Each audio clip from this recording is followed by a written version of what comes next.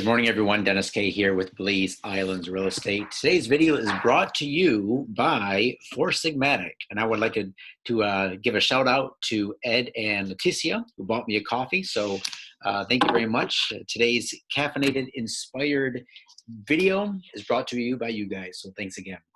So today's video is going to be pretty interesting because yesterday I had a fantastic Zoom call with a lady in Pennsylvania, her and her son and her husband. They've been looking at property in Belize now for a while. And what caught their eye is one of the beachfront lots I have listed on the west side, about 0.7 miles or so north of Secret Beach. And they had several questions. And so rather than just typing out their questions, replying to them in person, I thought many of my viewers would want to see what it takes to actually put in an offer on a property. And I can answer some of the more commonly asked questions that usually come up when someone goes to do so. So I'm going to attempt to share my screen on the Zoom call and see if you can see a sample offer, because I'm going to use a real life example here of what the paperwork actually looks like as I answer these questions. So just give me a minute. Let me try to share the screen. Sometimes this works, sometimes it doesn't. Let's see. Okay, so everyone should be seeing my Word document. Okay, hopefully you do. So here's the questions. Number one, can we negotiate on the selling price? Now this is on a beachfront property. Just to let you know, the last four beachfront properties that we sold all went for the exact asking price. Okay, so they went for 185, 250. That's the one wrote up over the weekend. So lot number 221 sold, went for 250,000. And then up north, just past that cut that I often talk about, we had two beachfront lots sell for 155, and that was the full asking price. But this is a good question. So oftentimes when I take a listing, I give my sellers the real honest answer as to what their property should sell for. And we list it for that price. So we list it to sell it. We don't overlist it and overappraise it and ask for a lot more money and planning on taking offers. Once in a while, we can do a little bit of wiggle room, but mainly I stick to my price. Now, why is this? Because, you know, a lot of real estate agents on the island, here's what they'll typically do when they'll take a listing. Somebody will come to them and say, hey, I have this beachfront property, I have this off-beach property. Here's what I would like to get for it. And the agent says, sure, you know, I'll list it for that, without any really, without considering the comps, without really seeing, is the property worth that much? Or because, you know, the seller is going to want to get a maximum amount of dollar. Obviously, you know, they want to get the most they can out of the property, but is it realistic? So what I do is I get on a phone call with my seller and say, look, here's what is sold in the past 12 to 24 months. Here's what's happening or not happening in an area. Here's why your property is only worth X. Or here's why your property might be worth a bit more. So this is a long way to answer the question from this particular buyer: can we negotiate on the selling price? Based on what we've seen happen in the past 6 months and what beachfront lots are selling for, the selling price or the asking price on this lot is 175. It's a very, very fair. I don't think you're going to be able to come down much, but for the sake of argument and for the sake of creating a win-win, I put this sample together, the sample purchase agreement at 170. So we're going to ask for 5,000 bucks off. So we'll see what happens there. Question number two, how would the interest rate work for financing? And question number three, tied in with that, is the 10% over the course of the entire loan. Okay, so let's just try to go through the agreement for sale here. So it starts right here. This agreement is used on almost every single financing deal in Belize. It looks exactly like this. The same paragraphs, the same number of bullet points.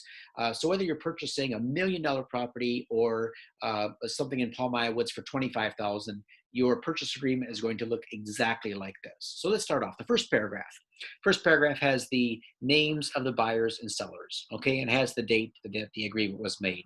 So there's one important point I want to bring out to you that would be of interest to you buyers, is that notice I have in red, insert name of buyer and or assigns. The and or assigns is pretty important. For example, you might go under contract just using your personal names, but when you close on the deal, you may plan to take title in an LLC, in an IBC, you may even flip it to a third party. And so we always put that little clause in there, and or assigns, because until you pay the lot off in full, you have an opportunity to create a different entity, a holding entity. So we put that little phrase in there to give you some options in the future. When we scroll down, we see the legal description of the property. In this case, it's all that lot, piecel, or parcel land being parcel number 8698. Now that's important for you who are looking at buying property in Belize. Make sure it has a parcel number. That 4-digit parcel number is extremely important. Why? It means that a land certificate title has been issued to the property.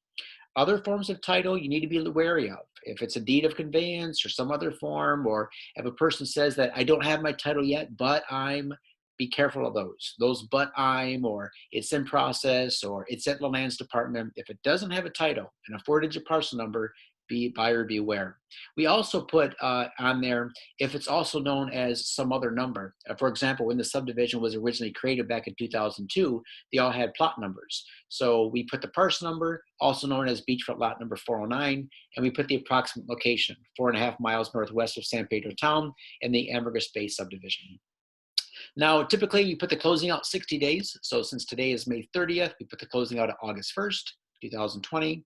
Gives plenty of time for the closing company to do the title search, draft the transfer docs, get all the paperwork in order, and then all the paperwork is FedExed to the buyer and the seller.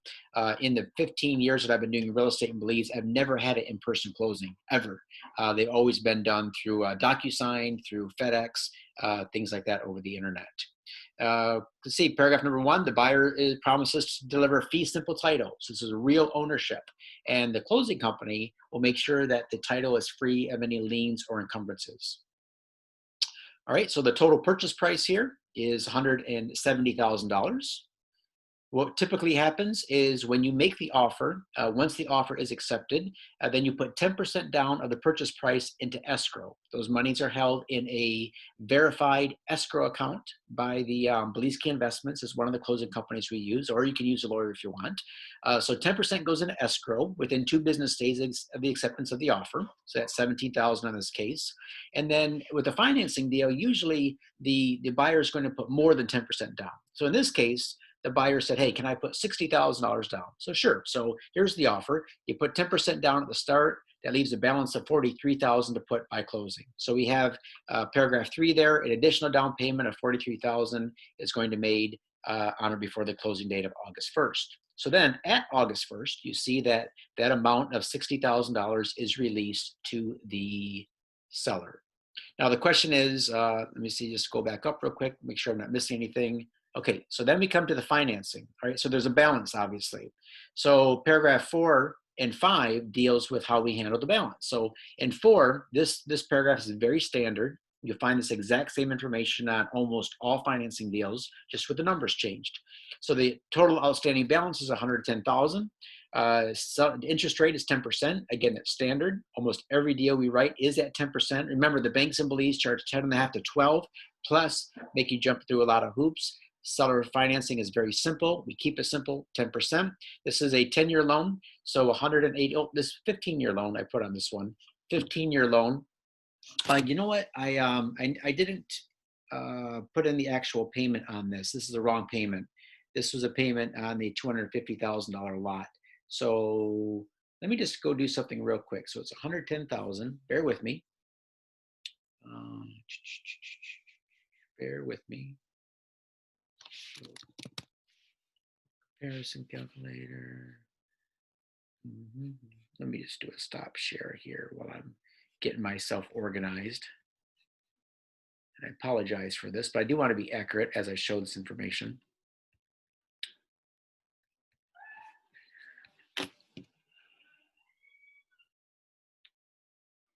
Hello. Okay, sorry guys. Having a little bit of problems with my Zoom this morning. Oh, there we go. Hang on a second. All right, so I'm just going to my trusty loan calculator just to put this in so you can give you some real numbers. So I want you guys to be seeing what is actually taking place here. So $110,000 loan at 10% for 10 years, 1,453. So let me just go $1,453.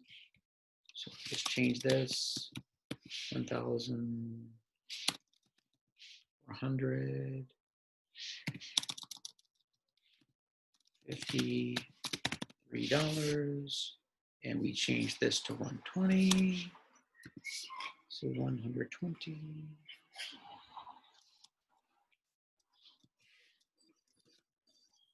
Sorry about that, guys. Haven't had enough coffee this morning. And then start Amherst. Okay, save this. All right, good. So let's try to go back to share screen. And okay, so you should be seeing the Word document again. So here we go, paragraph 4. So the balance of 110 is a 10-year loan, 120 payments. Payments are $1,453 a month. They start on September 1st, basically a month after closing.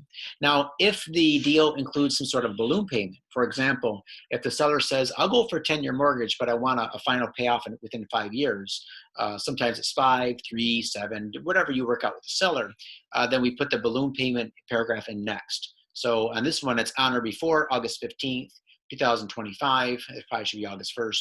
The buyer shall make a lump sum balloon payment to the sellers for any and all remaining balance of the loan, constituting a full payoff of the mortgage. Okay, we don't know if the seller is going to request that on this, but I wanted to show what that looks like if there is a balloon payment.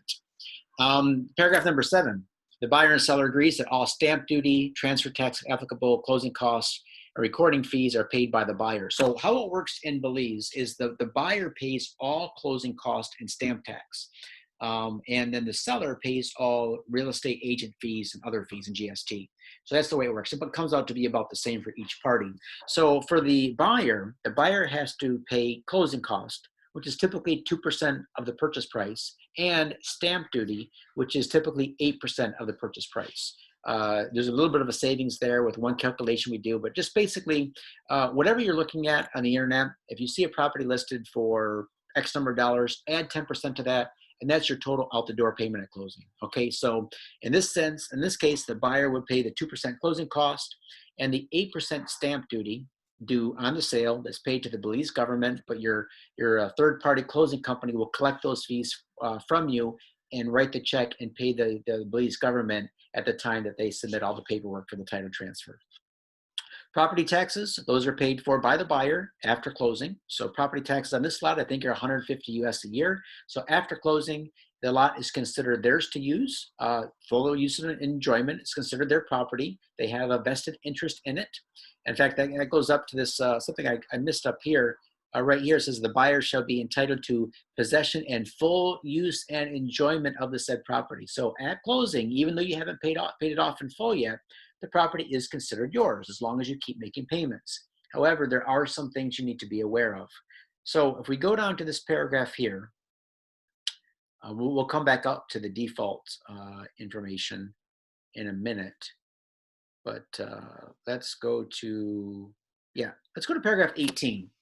So buyers and sellers have agreed that while this agreement is in place, in other words, while they're making payments, no property improvements such as building foundations, footings, structures shall be made without first obtaining a written approval from the seller. Land alterations such as clearing, filling, fencing are permissible without prior written authorization. So what does this mean?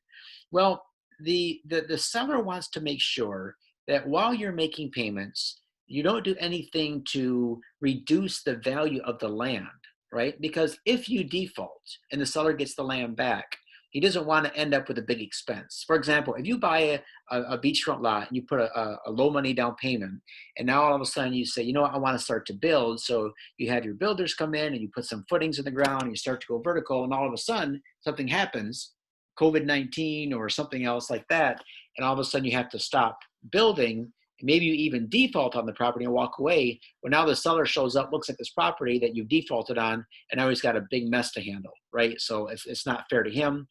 So what we normally do is say, look, you guys need to communicate very well between buyer and seller. If you want to go vertical, oftentimes it's not a problem. But the seller's just going to ask for some simple proofs. Do you have the money to complete the project you want to start? Okay, even though the lot's not paid off in full yet, he wants to see, do you have enough income? Do you have enough money in the bank to start and finish the project, so that he can be relatively sure that you're going to finish what you start and that you're also going to be able to pay him off when the time comes to pay off the property. Now, what happens if you do default? Well, there's a couple paragraphs here and that. Paragraphs number uh, 12 and oh, they're misnumbered. It should be 13. Paragraph number 13. So it says, in the event that the buyers fail to make the payments. Okay, so here's what happens. If the buyer just completely fails to make a payment, he can't, or something came up and he's late or whatever, the sellers are very, very willing to work with the buyers on this. They're not quick to default. Believe me, I've owned dozens of mortgages myself, and I think in the entire history of my owning mortgages, only 2 clients defaulted, and it wasn't me pressuring them to do so. I wanted to work with them and keep extending some forbearance and some forgiveness, but it just didn't work out for them. So they willingly, gladly defaulted, and it was on amicable terms. But in the paragraph here mentions that if a person does not make a payment, then they're given time to catch up, right? So in this sense, they're given 45 days of notice. Get caught up on your payments. We'll work with you on this. But if the buyer is not going to get caught up and he does not have the funds to continue anymore, then the buyer and the seller need to get on the phone to find out what can they do. All right, can the property be sold and the buyer paid off? Oftentimes something can be worked out. In the last case scenario, the very last case, the buyer might just have to walk. I've done this before on my own purchases where times were hit, way back in 2008, 2009. I had to walk away from a couple of deals. I lost some money, but you know what? It felt good because, you hate to lose. First of all, you hate to lose the money you have invested. But when times are that tough, it feels refreshing to be able to say, okay, you know what? This deal is not going to work out anymore. I can cut my losses, move forward, rebuild, buy something else in the future. And that's what we've seen most of our clients be able to do. So then let's see the last page here. Then you just go to signatures. So you have your seller signatures, your buyer signatures. All right, so do we answer the questions? Can we negotiate the selling price? We answered that. How does the interest rate work? Yes, we answered that. We answered question number 3. Are there real estate taxes? Yes, we consider those. But I believe the taxes are 150 US a year. We went through your stamp tax and your closing costs. Number 5, who takes care of my fee? My fees are always paid for by the sellers. So in Belize, the sellers pay all real estate fees. Sometimes what we would do in a situation where there's some financing involved with a very, very low down payment financing where there's not enough to cover my fees, then we simply do 2 contracts on that. The selling price is often the same, so the buyer's not paying any more, but sometimes we do 2 contracts, one between the buyer and the seller of the property, and one between the buyer and myself for a portion of my fees. And I'm happy to work that out with buyers just to make just to help put a deal together if need be. Closing costs, consider those. And number 7, any other things that I'm missing, please let me know as you are the expert. Well, the one main thing I want to let you know about is that paragraph about getting ready to build and what you need to know going vertical. So just you and the seller need to keep a good communication on that. All right, so let's see. I hope this was helpful. Let me try to get back to my, oh no. Oh, well, we'll try to make this work anyway. It looks like some of the screen sharing didn't work. Anyway, thanks a lot for your attention today. Hopefully this was helpful. Again, this standard purchase agreement can be used for beachfront lots, for condos, for homes, for off-beach lots. I use this exact agreement whether I'm writing up a $25,000 lot in Palmyra Woods, a $55,000 lot in Habaneros, $250,000 lot in Secret Beach for beachfront, or even in this example here. So let me know if you have any questions, comments, concerns. Hope this video was helpful. Again, thanks for the coffee. Appreciate it, Ed and Leticia. And guys, have a great Saturday. We'll talk to all of you soon.